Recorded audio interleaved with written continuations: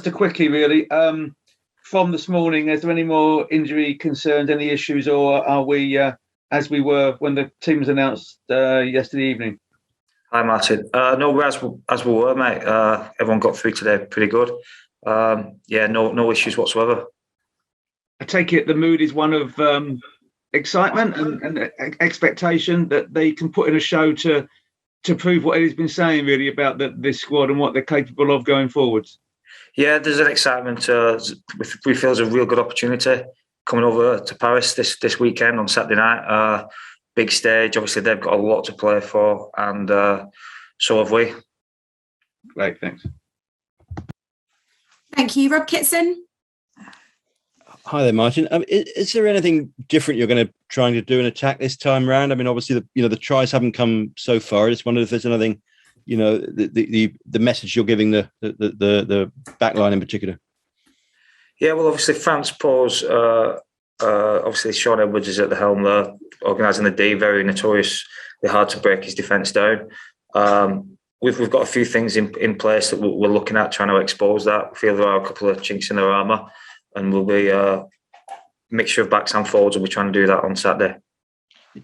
Is it a question of confidence to a certain extent? I mean, if things don't work, I mean, clearly, as you say, France, you've got decent opposition here, but is it a question in the end of confidence on your side? No, I don't believe that for a second. I don't think there's a lack of confidence in the group. We've obviously not attacked as well as we'd like at times in the games, and a few things have gone certain ways, but they're a confident group, and we want to attack Saturday night. Yeah, there's no lack of confidence within the group. Okay, thanks very much. Thank you, Nick. Hi, Martin. You okay? Yeah, good. Hi, mate. You all right? Yeah, very well, mate.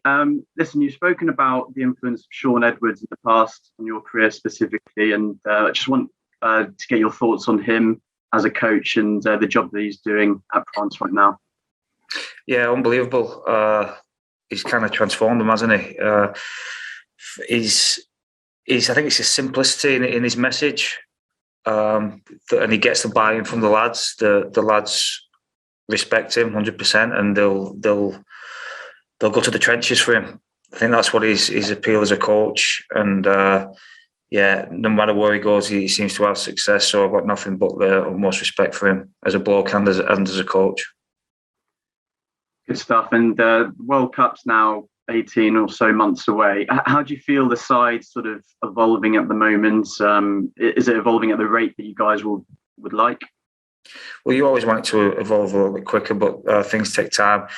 Obviously, we blooded a lot of young, especially the main players in the spine, a lot of young players, not a lot of caps between them, and just this experience of the Six Nations is going to do them really good. And like I say, I think there's a confidence going into the game on Saturday night, so hopefully we can show you what we're about then. Cheers, mate. Good luck. Thank you. Thank you. Ben Coles. Hi there, Martin. Hi. With Freddie Stewart sort of moving to the wing, how seamless is that? I know he's played there a bit for Leicester. Yeah, pretty seamless. Just tactically, I think the way France kick, obviously they kick a lot longer. There's probably not as much of that competition in the air. So we feel by making that, and what we think a few of their weaknesses are, we feel adding George in can open up a few different avenues for us, and obviously having Freddie on the wing opens up a couple of different things as well. So it's a tactical decision based on how we want to play versus France. I think Eddie said it was a one-off selection yesterday, but could you see Freddie as a long-term option there on the wing, maybe? Who knows? I'm not too sure. He's got the ability to play a number of positions, so I think it only benefited him. And just finally on George Furbank, what qualities of his have impressed you in terms of his attack and his all-round play? Yeah, George is an all-rounder, like you just said. He's got really good skills, passing, run threat, decision maker, and a really good kicking game off the back of that. So Furbs is probably one of the best all-round players. He's got some nice skills all across the board. That's great. Thank you. Thanks. Thanks, Hugh Godwin. Hi, Martin. Hi, Hugh. Another one on Freddie Stewart. Yes. Is it? You said he can play a number of positions. Is he an option for you, like as the first receiver tomorrow? Straight from set piece, first receiver, inside centre, as it were. He could be. Is that something you run in training or used in practice with him? I'm not too sure, but he's a big fella, isn't he? He's a big fella, so he'll attract some defenders if he does get in that position. Okay. And they're pretty big in midfield, aren't they, France? Do you expect to be able to run through them with power, or are you going to use other ways to get past and get over the gain line? Well, we've got to do what we can. I think there's certain times where you have to roll your sleeves up, but if the space elsewhere, we'll be taking that. Okay. Cheers. Thank you. Thanks, Hugh. Alex Bywater, please. Hi, Martin. I'm sure you've looked at the Wales-France game from last week. Wales had a lot of joy with their kicking game, and even though they didn't win. Do you feel like France could be vulnerable in that area? I think they could be. Not just the kicking game. It's it's when you kick and what type of kicks you put in, and then sometimes you can create opportunities then to run. So you don't want to go. It's the balance of what type of kick and when, and off what possession that you receive from France. So we've had a good look at that, and we feel like we've got a plan in place that we can give us the best attacking opportunities and move their big fellas around. And just lastly for me, are you confident that plan is going to be enough for victory tomorrow night? Yes. Thank you. Thanks. Thanks, Alex. And we'll finish with Liam Heagney, please. Hi, Martin. How are you? Hi, Martin. How you felt about the whole first-time experience of coaching in the Six Nations? What have you made of all that? There's so much focus on England, so much press, so much media, so much praise, so much criticism that goes along with it. I'm just wondering what you've made from of the whole experience so far. Yeah, it's been new. I think the competition is unbelievably fierce and tight, and the fanfare that gets generated around each game is I've not experienced anything like it before. It was a big step up from the autumn, but it's enjoyable. The lads have all been great, and it's been a really good experience. Yeah, just I've enjoyed it. And what's the intensity done for your coaching experience? I mean, there's a lot to pack in 7 weeks, isn't there?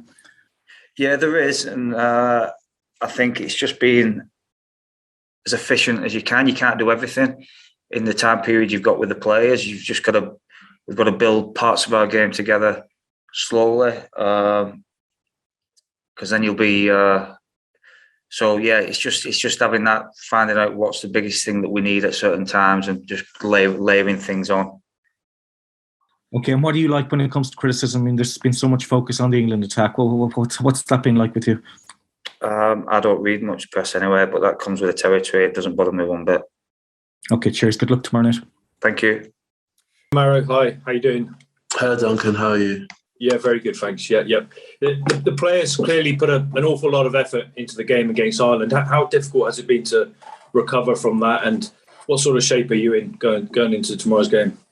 No, I think we're in good shape. As you said, there was a lot of effort during the game, but ultimately fell short.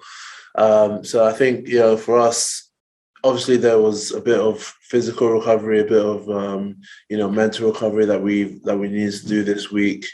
But this is a special opportunity for us as a team and as individuals. So I think we're going to be ready to go.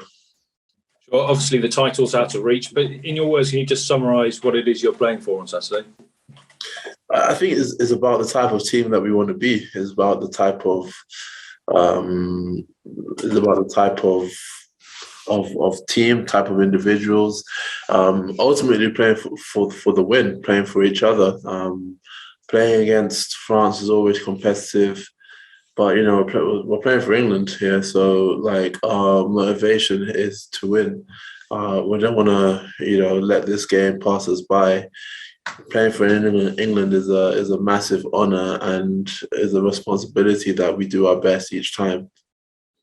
You've played at the Stade de France 3 times. So how does their crowd differ, if they differ at all, to other crowds that you play in? They're loud. They're noisy.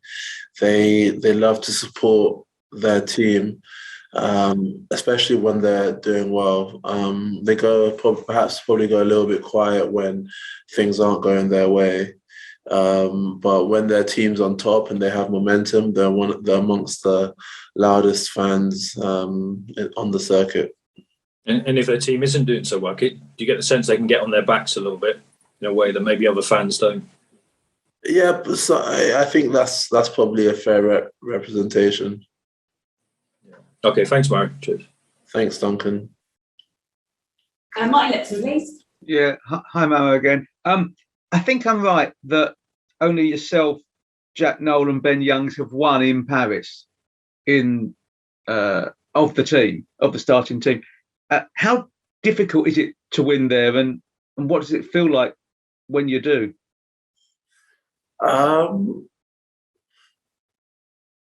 It's away victories at the Six Nations, they're tough. I think history suggests that the home teams tend to have an advantage. So France, they're a good team. They're a good team with a lot of good players. But I also believe we're a good team. I think we have a lot of good players. I think we can impose ourselves on this game. And off the back of last week and that effort, how difficult has it been to have to go and do it again? And has that been a lot of talk amongst yourselves that you've got one more game just to prove how good you are as a team? I don't think personally, I haven't found it difficult. Obviously, everyone's a little bit different, but personally, I haven't found it difficult. I think this is an incredible opportunity. I think this is the type of challenge that we want against a top quality team. So this is an unbelievable opportunity for everyone in the team. And these kind of moments, as I said earlier, playing for England is an absolute honour, and these type of moments, you can't really take them for granted. You never know when they're gonna come again. Never know what the next. The future is guaranteed, but what we can guarantee is, this game and live in the present. So, for us as a team, as individuals, we just want to take full advantage of the opportunity.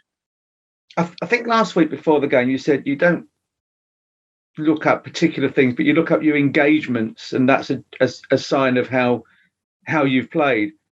I imagine your engagements were pretty high last week because you seem to be on the ball or involved all match. Have you ever had that much involvement in a match?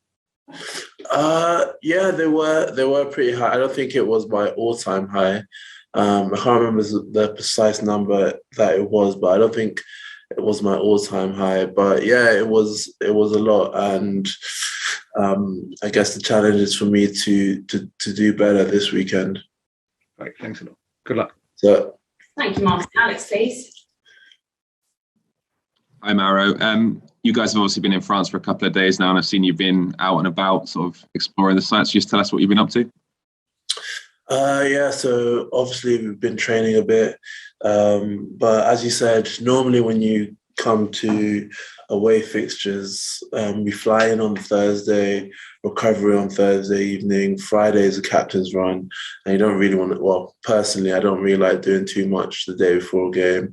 Then you play the Saturday, then head home Sunday morning. So you don't really get the opportunity to see the city or see the town. That's pretty much the same in the Premiership as well. When you fly in the day before, a little bit of recovery, then play the next game, then come back. So with the way the schedule has changed a little bit this week, it gave us the opportunity to explore a little bit. So I've been to Paris quite a few times before, both with rugby and for pleasure. So I've seen a few of the sites before, but I've been to saw the Eiffel Tower. Went to see Miss Lisa, first name Mona. So I went to the Louvre. So it's just been nice to see some of the sights. Has that added sort of an extra layer of maybe like relaxation out of this game, because you guys have been in bubbles for so long that you haven't really had the chance to do that in recent years? Yeah, so as you said, the two or 2.5 pandemic years, if this game was even 6 or 7 months ago, there would probably be no chance of that happening. So it was nice to be getting closer and closer to the feeling of normality. And with this game, France are obviously going for a Grand Slam. They're a team that many are sort of tipping for the next World Cup, which is on home soil. Is this a chance for you guys to lay down a marker for that tournament by beating them? Precisely that. Is a chance for us to show what type of team we are. Is the chance for us to impose ourselves on the game, and is a chance for us to finish the tournament well. And just lastly for me, what's your verdict on the Mona Lisa? It's all right. It's not bad. It's not bad. Da Vinci's not bad, but I kind of like Foster Sakayama. I like Oluwole, Omafemi. They're a bit more my style, but Da Vinci's not bad too. Cheers. Thank you. Thanks. Ben Coles, please. Hey there, Maro. What have you made of Cameron Woking, how he's sort of developing in that French second row during the Six Nations? No, he's a very good player, talented player, and he's obviously a big player for them. Does he pose sort of a significant sort of physical challenge in that lineup for you tomorrow, and is stopping France? Is the key stopping him, really? Well, they have a lot of good players. I don't think it's as simple as that.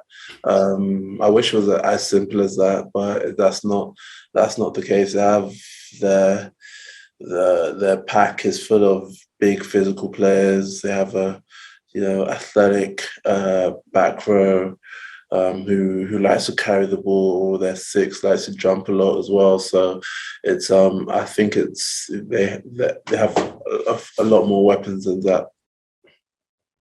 I was chatting with Kelly Brown this week, and he was praising your sort of preparation work before games and in the week. How long did it take you to perfect that sort of routine, and how much time do you sort of put into your prep off the training field as well? Well, I think it's a massive part of being a professional rugby player. I think it's a massive part of continuing to try and evolve and grow and get better and finding different ways to push the standard a little bit. So in terms of perfecting it, I think you're always looking at ways, minor things that you can do differently. You hear little bits of what different people do. You trial it, a bit of trial and error. So do I think I've got the best in the world? Not yet, but I still think my prep can be better, and I hope to continue to learn along the way for it to be better. Just finally, what have the messages sort of been from Eddie Jones this week to you as a squad? It's just the opportunity. We have an immense opportunity at our hands. It's now for us to take that opportunity and play the type of game that we want to play. Yes, thank you. Thanks, sir. I'm afraid we've only got time for one more, so Nick will come to you. Thank you. Hi, Maro. Hello, sir. You're right.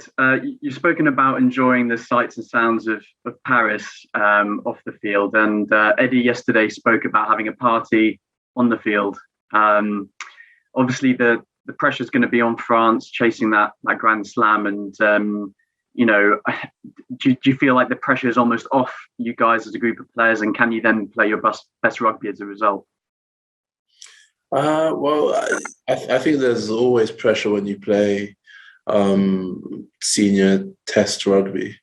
There's pressure is a fact of life. I think it's about how you deal with it.